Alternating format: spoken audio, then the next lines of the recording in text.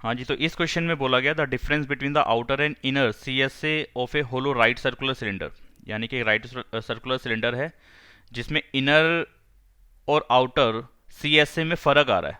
ठीक है, इनर और आउटर में फ़र्क ना हो तो वो उसकी थिकनेस जो है वो इग्नोर कर सकते हैं हम, कहने का ही मतलब है, यानी कि थिकनेस वाला पार्ट है ही नहीं उसका, बहुत कम है कि उससे फ़र्क नहीं पड़ेगा आंसर पे।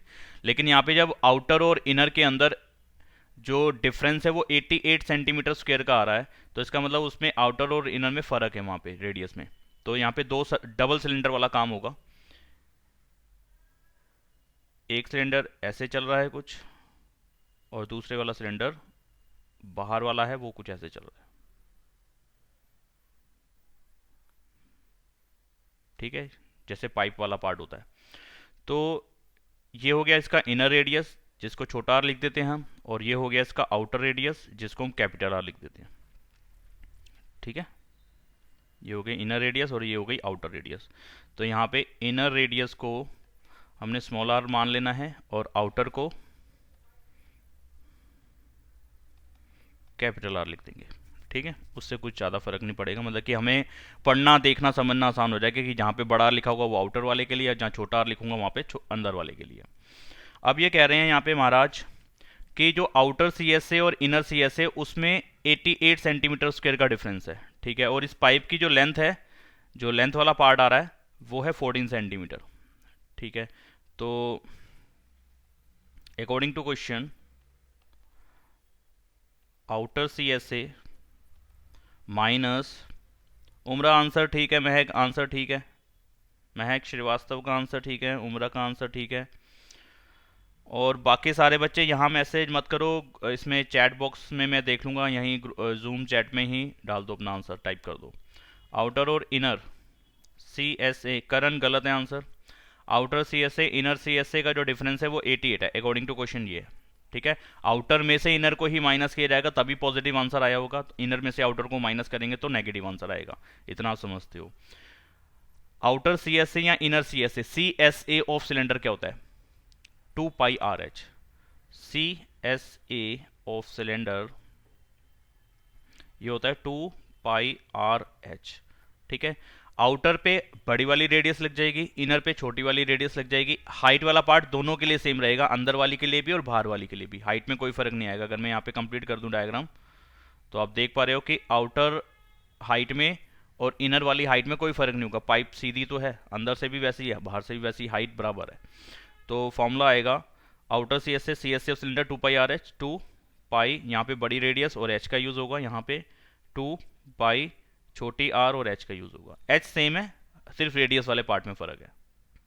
तो 2 पाई और h आप देख रहे हैं कॉमन है, बड़ी r माइनस छोटी r रह जाएगा अंदर, 88 के इक्वल। और यहाँ पे जो जो वैल्यूज आपको दे रखी हैं आप वो लगा दो। 2 पता है आपको, पाई की जगह 22.7 लगा देते हैं, h की जगह पे आपको 14 मालूम है ये लगा दिया, बड़ी r माइनस छोटी r,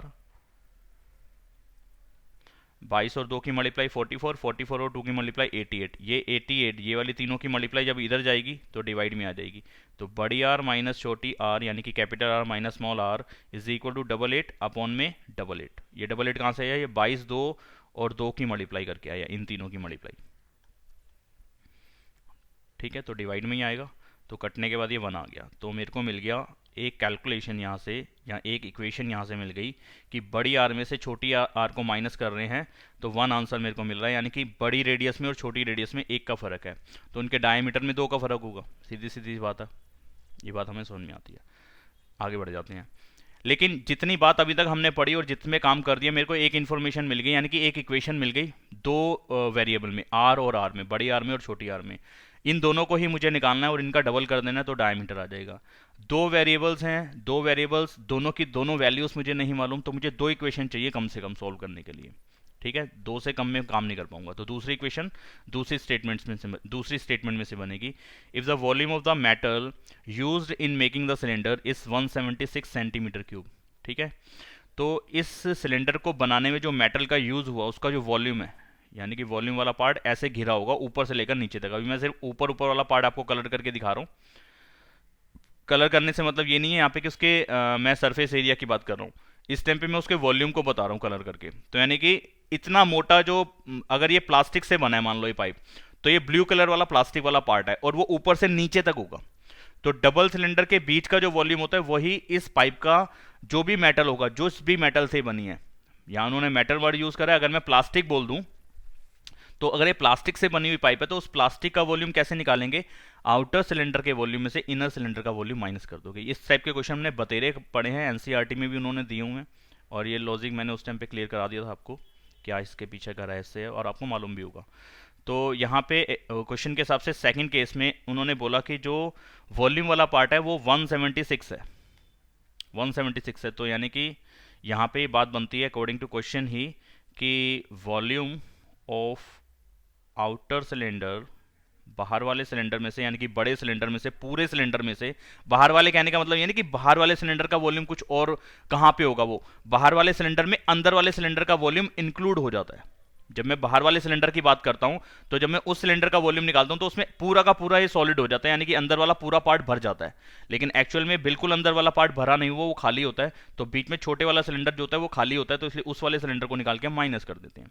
volume of outer cylinder minus volume of अंदर वाला सिलेंडर, जो छोटा सिलेंडर है उसको माइनस करोगे। ये ई और आर मिक्स है, ये सिर्फ आर नहीं है, ये ई और आर मिक्स होके मेरा ऐसे बनता है, ठीक है। तो ई और आर है ये, ठीक है, ऐसे ये ई आर, तो खाली आर मत समझ लेना। तो ये दे रखा है अपने को 176, ठीक है जी। इसका फॉर्मूला क्या होगा, volume of cylinder, volume of cylinder होता है पाई आर स्क्वायर एच। तो पाई में तो कोई चेंजेस नहीं है, रेडियस में फर्क है, बड़ी रेडियस बड़े वाले सिलेंडर के लिए, हाइट्स दोनों तरफ सेम है। तो ये कुछ बनेगा, अगर आप समझ पा रहे हो तो। बाहर वाले के लिए बड़ी रेडियस, अंदर वाले के लिए छोटी रेडियस, बाकी पाई और एच तो सेम ही है। यहाँ पे कॉमन आप देख पा रहे हैं कि पाई और एच कॉमन है, बड़े आर का स्क्वायर माइनस में छोटी आर का स्क्वायर अंदर आ जाएगा ब्रैकेट के, कॉमन लेने के बाद। और अगर मैं इसको और कैलकुलेट कर दूं तो पाई को सोल्व कर सकता हूं मैं 22.7, एच को सोल्व कर रहा हूं 14, R square minus R square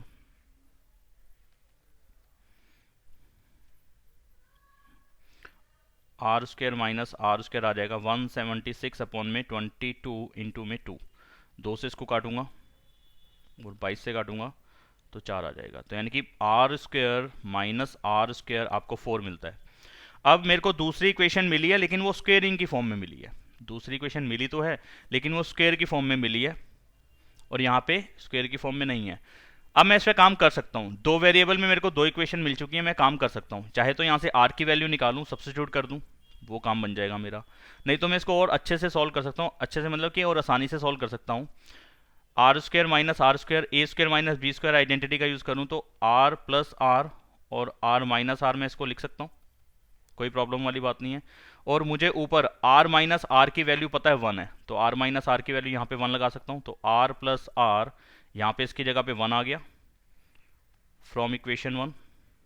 equation 1 में से मैंने वैल्यू लगाई है ये वाली, ठीक है। तो r प्लस आर की वैल्यू आपको मिलती है खाली 4, ये 1 इधर आके डिवाइड करेगा तो 4 को 1 से डिवाइड करोगे 4 ही आएगा। तो आपको ये R square minus R square जो 4 था उसको घूम फिर के हमने एक नए इक्वेशन कन्वर्ट कर दिया, यानी कि r प्लस आर मुझे 4 मिल गया, यानी कि इक्वेशन नंबर 3 लिख सकते हो यहाँ पे। ये दूसरी इक्वेशन और पहले इक्वेशन का यूज करके मैंने एक नई इक्वेशन निकाल लिया, ठीक है, कोई दिक्कत नहीं है इसके अंदर। इसको दूसरे तरीके से भी किया जा सकता है, आपको मैं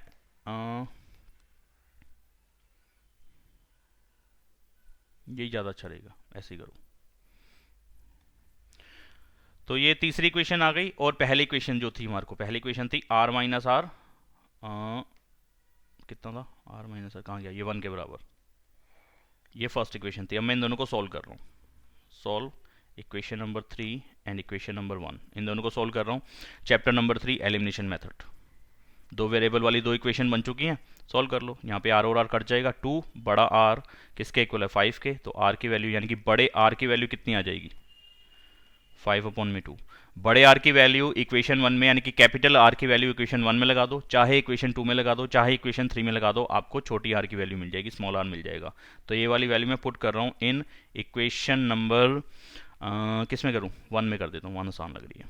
तो कितना आ जाएगा 5/2 माइनस आर इक्वल में 1। इसको अगर एक स्टेप आगे में सॉल्व करूंगा तो माइनस का आर किसके इक्वल आ जाएगा 1 माइनस 5/2। इसको एक स्टेप और आगे ले जाऊँ तो एलसीएम लेने के बाद आ जाएगा 2 माइनस 5/2, और आगे कैलकुलेशन या सिंप्लीफाई करूंगा तो मेरे को मिलेगा माइनस 3/2, माइनस से माइनस कट जाएगा और मेरे को फाइनली आर की वैल्यू मिल गई 3/2। तो छोटा आर भी मिल गया, बड़ा आर भी मिल गया। ठीक है, दोनों रेडियस मिल गई, इनर और आउटर। ठीक है जी, हो चुका है मेरा काम। अब आपने बस इतने सा बात पूछी है, डायमीटर पूछी है आपने, सिर्फ रेडियस नहीं पूछा, डायमीटर पूछे। तो डायमीटर तो आपको मालूम है कैसे निकालेंगे। तो जो बड़ा आ रहा है 5.2 है, तो यानी कि बड़ा डायमीटर कितना हो जाएगा, 5.2 इंटू में 2, यानी कि 5 सेंटीमीटर। ऐसे ही छोटा आर 3/2 है, तो छोटा डी यानी कि डायमीटर कितना हो जाएगा, इसको 2 से मल्टीप्लाई करा दो, 3 सेंटीमीटर। तो दोनों डायमीटर्स आपको मिल जाते हैं यहाँ पे। ठीक है, तो एक बेसिक क्वेश्चन था। बेसिक क्वेश्चन अब किस लिहाज से बोलोगे, क्योंकि हमने ये 9th में भी पढ़ा यही सेम टॉपिक, 10th में भी पढ़ा है, तो उस लिहाज से एकदम बेसिक टॉपिक है, बेसिक क्वेश्चन बनता है ये, जिसमें कुछ आइडेंटिटीज का यूज हमने किया। तो ये क्वेश्चन आना चाहिए था अपने को, क्यों नहीं आया पता नहीं, गलती करी है कई काफ़ी बच्चों ने इसके अंदर। तो अभी प्रैक्टिस की ज़रूरत है, आप लोग को प्रैक्टिस जरूर करो। जो प्रैक्टिस नहीं कर रहे उनको नहीं आएगा, सीधी सी एक ही बात है, और दूसरा कोई बात बोल नहीं सकते इसके लिए।